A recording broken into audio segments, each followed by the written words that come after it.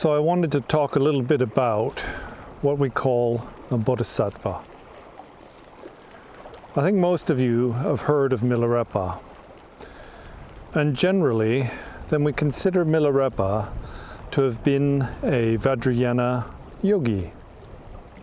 And we don't really think about him in terms of a Bodhisattva that we associate with the Mahayana path, the Paramitra Sutrayana.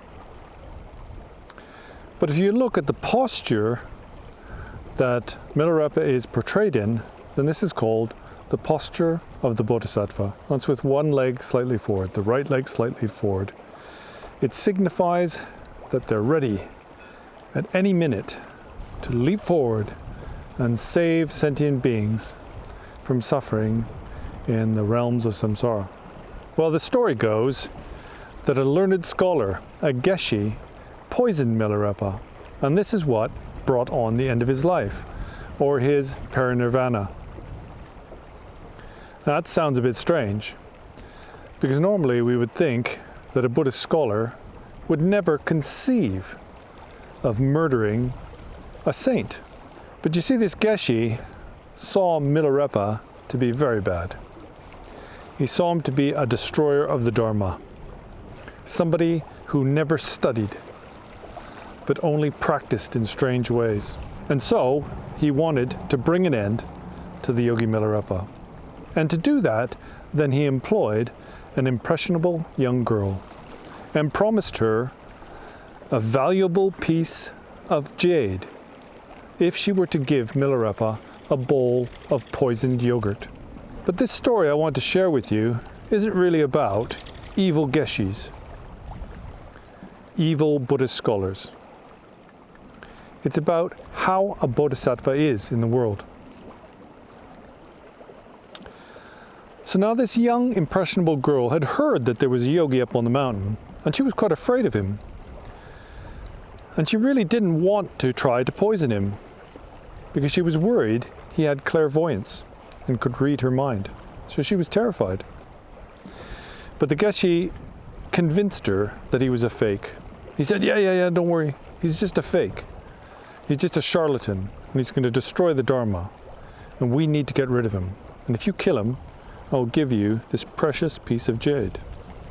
So anyway, she didn't want to go. She was reluctant. But she traveled up the mountain with the offering of a bowl of yogurt for Milarepa. Now, Milarepa was immersed in bliss and joy. This is after he realized the unborn nature of mind.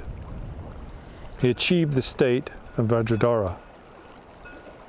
And so he greeted the young lady with a big smile. But Milarepa knew exactly what she was up to. The young lady was nervous and offered a bowl of yogurt to Milarepa. She said, "Dear sage, please take this bowl of yogurt as an offering so I may accumulate merit."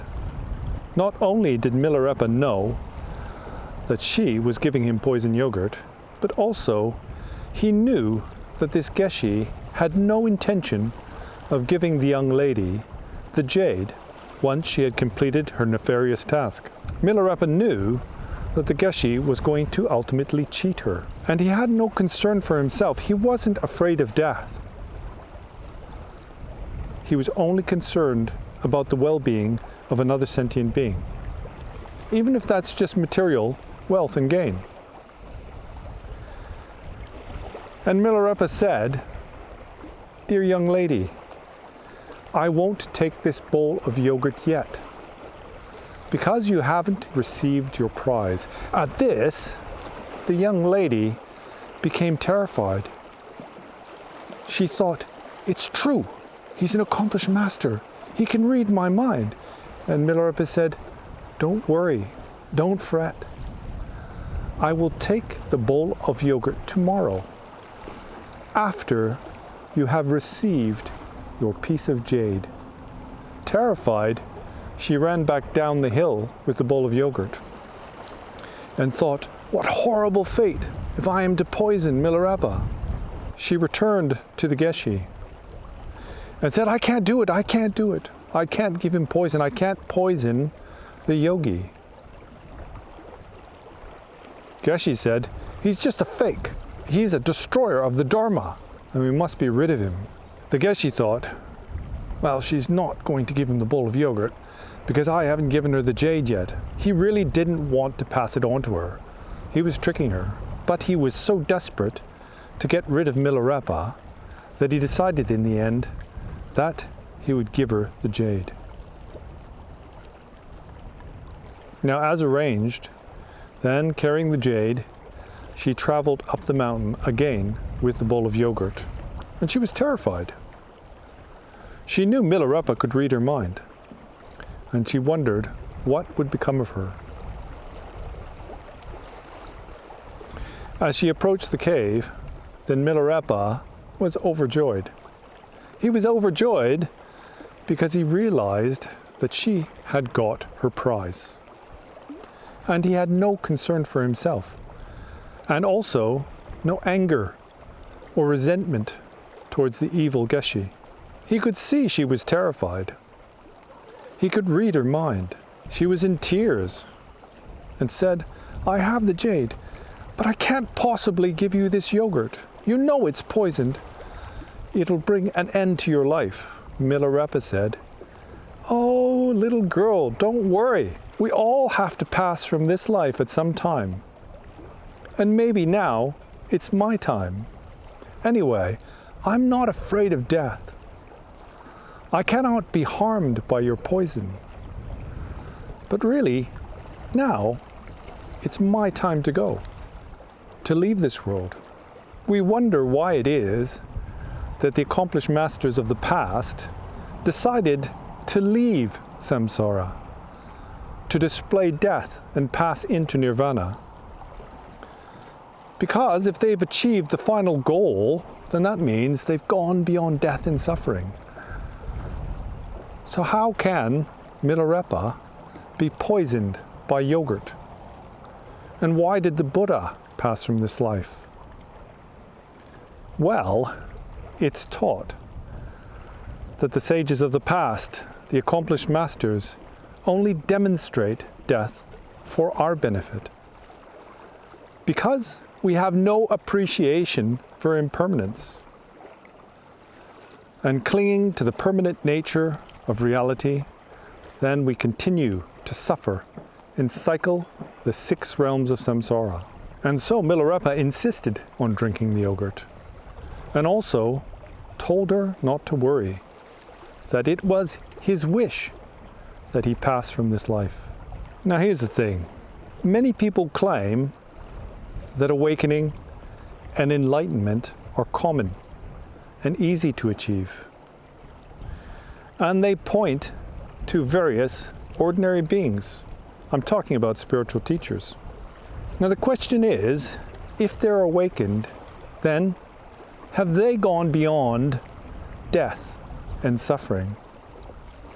Are they impervious to the harm of poison and fire and water? Are they fearless, and have they no concern for themselves, but only concern for others? Because if that's not the case, then I suggest maybe, just maybe, they are not awakened at all, but remain ordinary beings trapped in the 6 realms of samsara. And it is my sincere wish that you should achieve peace, happiness, and well-being, and also progress swiftly on the spiritual path to final awakening and liberation from the suffering of samsara. But until then, do not believe the false claims of charlatans and those who claim awakening is easily achieved. Don't listen to fools. They're fools because they have fooled themselves. And believing that awakening is easy, then they've shut the door to any progress on the spiritual path. That's about all I wanted to say on this sunny morning in spring in the North Gulf Islands of British Columbia. I will be starting the teachings on the preliminary at the time of Sagadawa, that's just after Vesak, on the 25th of May, 2024. The first session is open to anyone who wants to join. But after that, you need to make a decision. You need to decide if you're serious about your practice. And if you are, you have to make a commitment to complete the preliminaries. It's taught that the Dharma isn't there just to study out of interest. These are things that need to be put into practice. And the reason why we need to put them into practice is to progress on the path and eventually to achieve final awakening for the benefit of all sentient beings. So until next time, then see you later.